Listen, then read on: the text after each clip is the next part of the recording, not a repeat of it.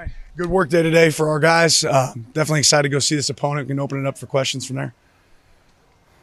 Cannon Lewis absent. No, he's doing some stuff for classwork. He was finalizing some stuff for NBA. He was here for meetings and everything else, and was able to do some stuff outside of. Through 2 weeks, just what do you make of your team's tackling ability so far? Yeah, hot and cold, right? Really good week one, not as good as week two, right? So we're drilling it, a lot in practice right now. We're gonna make sure those show up. It's also about finding the right tacklers to put in a position to make tackles, right? The guys that are going to be willing tacklers. Is there anybody who's really shown a tendency to do that you've been really impressed with, to be a willing tackler? I think we're still finding it, right? It's too early to say.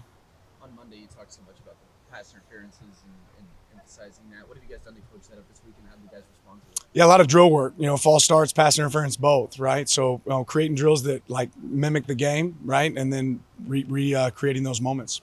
In general, how do you think the offensive line has gelled now that you've had a couple of weeks to assess? Same, kind of hot and cold, right? Moments really, really good, and then moments not good enough. But I think that we'll continue to drive and get better. Those guys are working on it.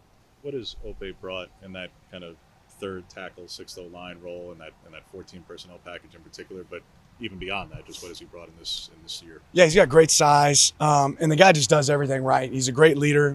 People don't realize it, but he's one of our best leaders right now as far as what he asks and coaching from the sideline. When he gets his moments, he takes advantage of them and does a good job. I feel like Jackson's handled the center duties, the snaps, the pre-snap calls, and Alex was big shoes to fill right there. Yeah, he's taking a lot of pride in it. I thought he did well in the last game. It was one of the things we commented on, especially with a lot of moving parts, that he handled that well and executed well.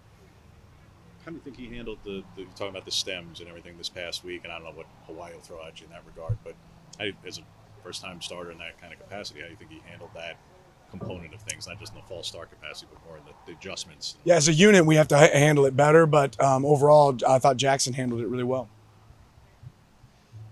What is the impact of when their defensive leader, that linebacker's out for the season? Just what have you seen by way of how many plays were even on film with them not with him on the field, and what can you discern of how that impacts their defense? Yeah, not a ton, right? So ultimately, what we do know is everyone they put on the field, they play with a great effort, right? It's probably one of the best teams as far as how they go relentless effort every single play, and they play with a mentality. So whoever they put out there, we'll have to be ready for.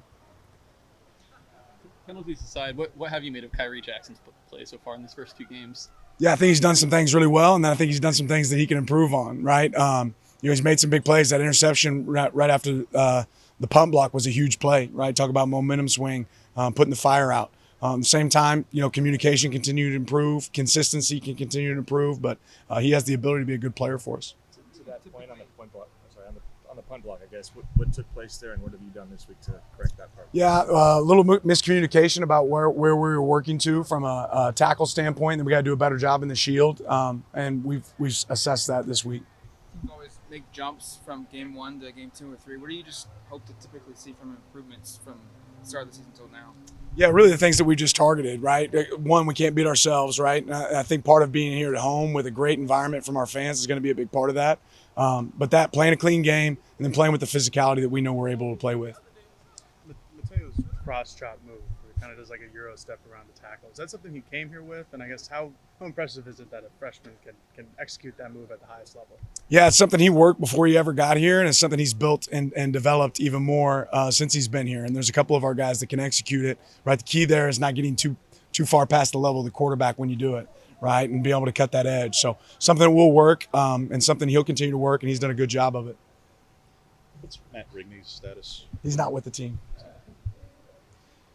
Silly question, Dan, but y'all changed the kickoff song that you guys play.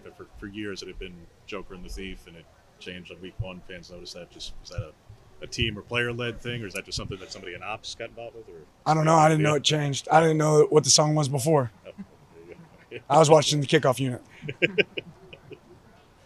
Another silly question. You said the other day you have nothing to do with the uniform selection.